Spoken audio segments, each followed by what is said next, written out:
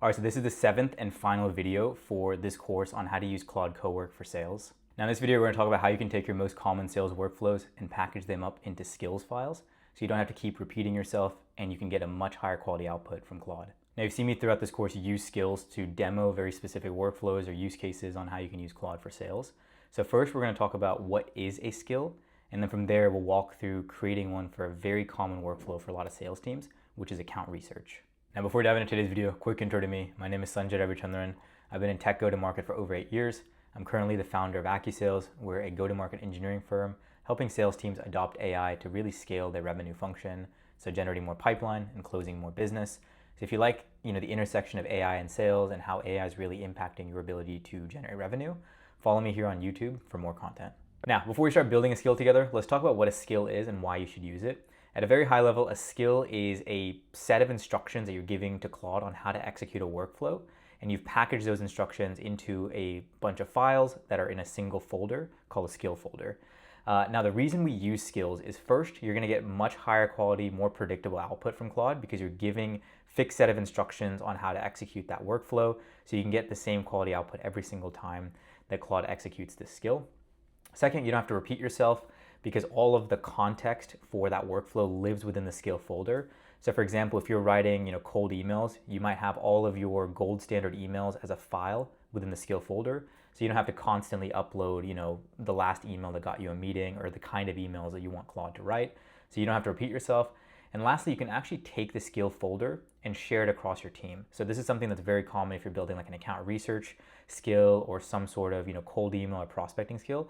If you want to keep the same brand voice, or if you want to make sure all the accounts across all your different sales reps are being tiered correctly, you can share that skill across your whole team so everyone is getting the same quality output whenever they use that skill.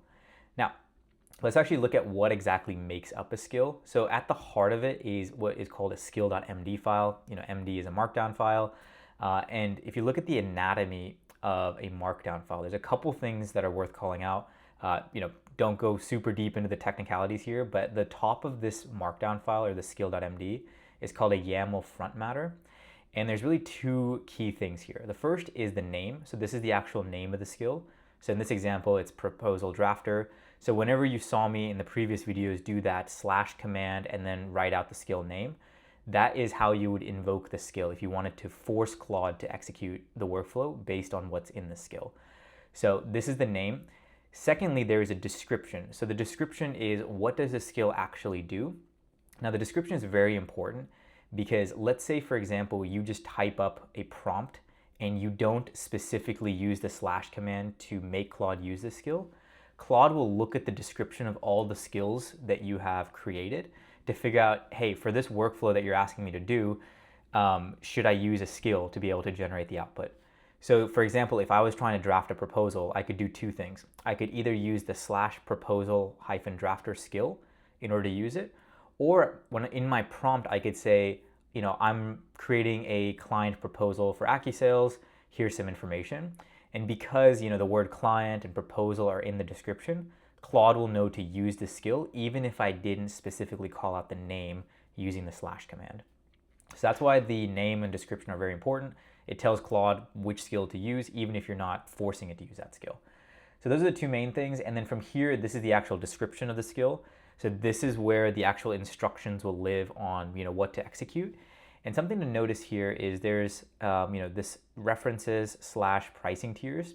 So within the description, you can have specific reference files or other assets that Claude can reference in order to execute the skill. And we'll dive a bit deeper into that when we actually see it in action. But the idea is when Claude reaches for this skill, it's like, okay, I'm going to need to write an email, but I don't know who the ICP I need to write the email to is. And that can be stored off in a reference file that Claude knows to access if it's time to write an email. So this is other files within this broader skill folder that Claude can access to make sure it's getting the highest quality output. So for example, if we scroll down here, this is the actual structure of the file. So the skill would be called proposal drafter. At the top level, you have the SKILL.md file. You've got a couple of reference files. Reference files are really additional information or knowledge on how to execute this workflow. And Claude only opens these reference files when it needs access to the information in them. And then any assets. So for example, whenever I'm doing something for marketing, Any marketing skills I might have will have the AccuSales brand logo, the color palettes, so that any images or proposals that are getting created are following our brand guidelines. So that's a very common asset. Scripts aren't super relevant for a lot of sales teams. The one time I do, scripts are essentially like snippets of code that you want Claude to run in order to execute the skill. Where I've used scripts is whenever I've had to use like the Apollo API or an API of one of the data providers that I'm using. Sometimes it's good to have Claude create some scripts in order to hit different API endpoints, to enrich email information, phone information, enrich accounts. You could create those scripts and then put that API scripts in the scripts folder. But this is a very high level of what is the skill, why use it, and then from here, I think now that we're speaking the common language of what a skill is, let's actually go into Claude Cowork and start building out our first skill, which is going to be how to create and do account research for your particular company and package that into a skill. All right, so now we're in Claude Cowork, so let's start building a skill together. The skill that we're going to build is a very common sales workflow, which is essentially taking a company that you know nothing about and researching that company and building an account brief so that when you cold call them or cold email them, you have a point of view on why that company should buy from you and also why they should buy from you now versus 6 months from now.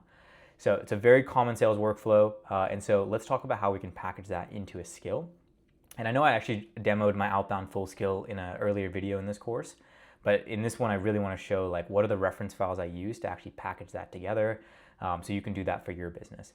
Now, the first thing I want to call out is if we actually go into Customize, Anthropic actually gives you out of the box a skill creator skill, and I highly recommend that you use this whenever it comes time to creating any skills for your common workflows.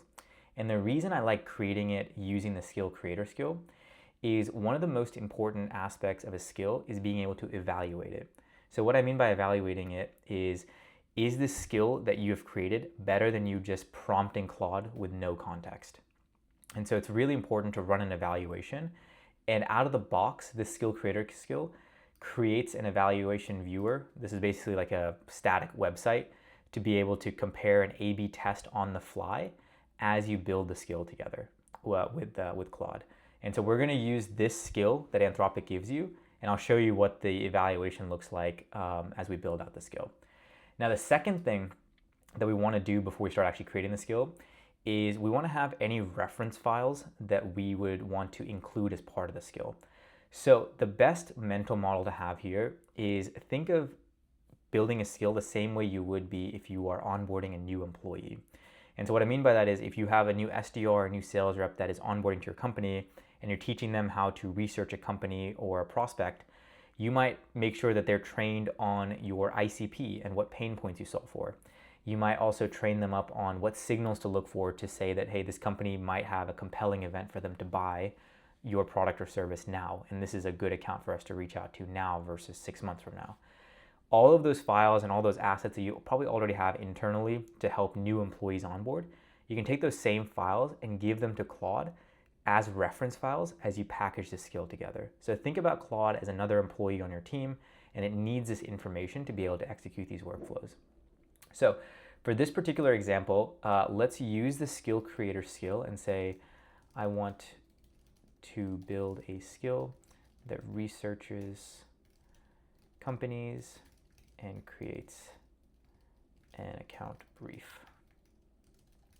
This account brief tells me why that company is worth reaching out to and why they would buy my service now. I have a reference file on my ICP and how I want the output of the report. Cool. So we're going to kick this off. Claude's going to ask you some clarifying questions on what exactly I'm looking for. There is also a very high chance that it might say that I already have this skill because I do have the outbound full skill running. So Claude probably knows that there's maybe a skill that's in conflict. But let's first give it a sec to read the skill file, which is what it's doing here. And then from there, let's see what it does next in order to Oh, here it is. It actually says there's an outbound full skill that does research qualification contacts. So I want to make sure the skill is meaningfully different. Let's see here. So let's call just a brief. We will get this as a HTML report and then web search only. So I guess the difference of this is we're not going to be finding contacts. We're just going to be focused on this. And so let's let Claude run this for a sec and see what its initial output looks like, because it's probably going to give us an output and then have us evaluate that output compared to a control group. All right, so Claude just created the first draft of our skill folder. It has a skill.md file. It actually pulled the reference files from the outbound full skill, so both my ICP tiering MD and the assets on the style of the HTML report I'm looking for. And then it gave us these 3 test cases on running the skill. Each test case runs with the skill and without the skill. So the idea of the test cases is, imagine we're trying to research Century and we use this skill to research Century, and then we don't use this skill to research Century. And what we're going to be able to do as the kind of user of this is Claude is going to run all 6 of these use cases, or all 6 of these runs, and then we're going to give feedback on what the output was, so that Claude can continue to optimize and make sure that the output that it's giving us is as high quality as possible. So what I'm going to say is proceed with the 3 runs. And so what it's going to happen is, okay, so it's kicking off all 6 runs in parallel. And then from there, it's going to give us a reviewer where we can actually give our feedback back to Claude on the output from all these different, on running this with the skill and running it without the skill.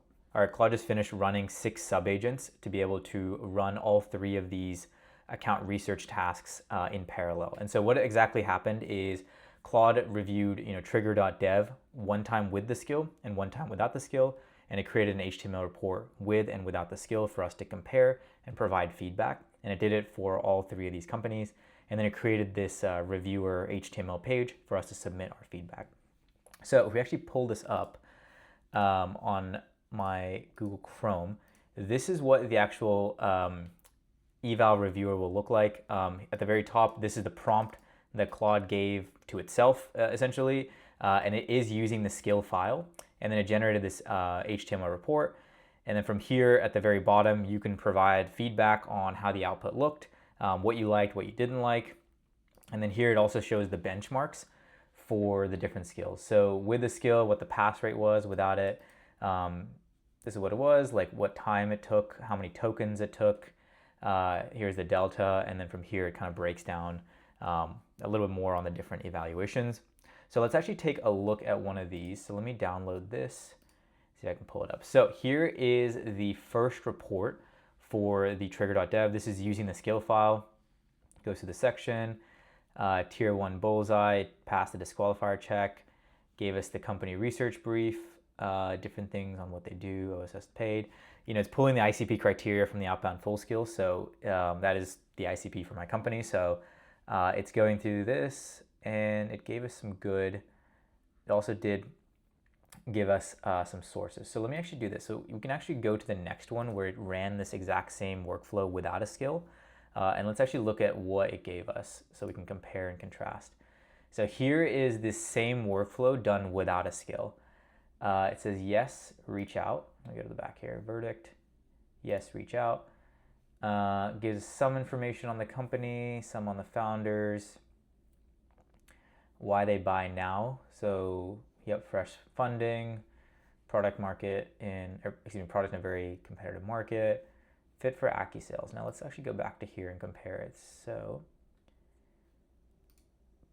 okay, it's a little bit more in depth in this one. This is talking about commercializing open source. Both have technical buyers.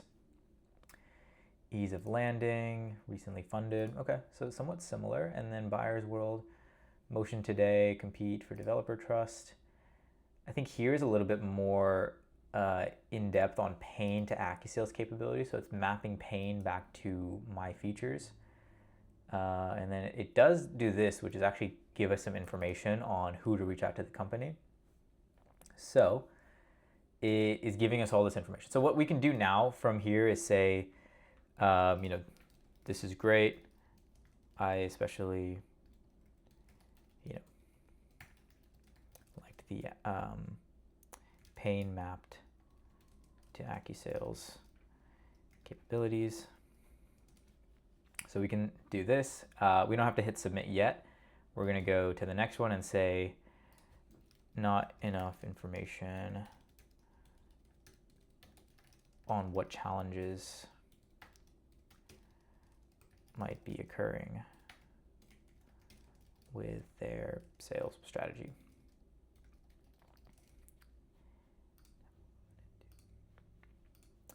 So there's going to be quite a few of these, so I'm not going to go through every single one, but what I'm going to show next is how you're actually going to take this feedback. So once we go through all 6 of these, what we can do is we can hit submit all reviews, and what that's going to do is create this JSON object here that has all of our feedback. And so what we can do now is we can go back to Claude, and from here we can upload the feedback that we just downloaded. Let me see if I can find it. Here it is. And so here is the feedback for trigger.dev. I didn't want to give feedback for the rest of the other 2. And so let's have it, take that feedback that we gave it to understand how we can continue to optimize the skill. And you can obviously give like more feedback here to say like, hey, this was good, but like, improve here. And so from here, like, let's give Claude a second and see how it, what it outputs next. Okay, so now that we've given Claude the feedback after our evaluation run, Claude has packaged everything together into a skill file. And so here, if you look here, this is the main skill.md. This is kind of the heart of the skill. And then within that skill folder, there is an assets subfolder. And then this is the template for what the report should generate. And there's also a reference folder as well with the ICP tiering criteria. So from here, we can actually just save the skill. And so if we go back to this, we'll see up here at the very top, the skill that we just created. Now, from here, what we can do is we can go back to customize. We can go to this brief. And then from here, if we go to these 3 little icons, we can either edit the skill, we can replace it, or if you want to share it with your team, it's super easy. All you have to do is hit download. And from here, it's going to download a .skill file. And this packages both the skill.md and all the accompanying reference files together. And so you can take that and then you can download it to your desktop. And next, when anyone else is wanting to use a skill, they can come here. Like, let's say you share that skill with another team, you can come to add, and then you just hit upload skill. And from here, you can just put the exact same account brief skill here. Obviously, this is going to be a conflict since there's one that exists, but it's that easy in order to create a skill, package it up, and then share with your broader team as well. So we've been able to see kind of an end-to-end workflow with creating a skill, seeing if it's actually better than the baseline, packaging it up all together, and then from there being able to share it with your team. And this took end-to-end about like 10 minutes or so. While I'm probably cutting in between waiting for Claude, but in reality it took about like 10, maybe 15 minutes to be able to package this. And now any Monday morning, if you're looking at reaching out to 5 to 10 companies, we can just run this skill on a list of companies and generate all these very highly detailed account briefs. And also skills aren't static, right? At any given point, if I do want to come back here and say, I want to edit this with Claude, right? You can work with Claude to optimize it because it's no longer meeting your requirements. Or if you just want to get rid of it, you can as well. But this is a core fundamental piece of how to work with these AI agents, especially Claude Cowork, where you don't have to repeat yourself and you can just get much higher quality outputs by using these skills. All right, guys, so that concludes the 7th and final video on how to use Claude Cowork for sales. I hope you found this entire series super valuable. Skills are an extremely powerful kind of capability that you should take full advantage of. And the best part about skills, which I didn't really call out in the video, is the fact that if you create a skill within Claude, you can use it in other coding agents as well. So you can use it in Codex, you can use it with Gemini. So skills are an open format. So whenever another company comes out with the next best model, you don't have to recreate the skill from scratch. You can just copy and paste it into that other coding agent and start executing that workflow again with higher levels of intelligence. Like always, if you do have any questions, please put them in the comments below. It's super helpful for me as I start building out more content on YouTube. I'm super interested in obviously how AI is impacting sales and go-to-market. And I feel like Claude and Claude Cowork is such a huge productivity unlock for a lot of sales teams, especially mine. So just want to share exactly how we're using it to just make our sales reps way more efficient with being able to generate revenue for us. Lastly, I do post weekly on this YouTube channel. So if you like this kind of content, subscribe to the YouTube channel. It helps me out a ton. And I'll see you guys next week in the next video. See y'all.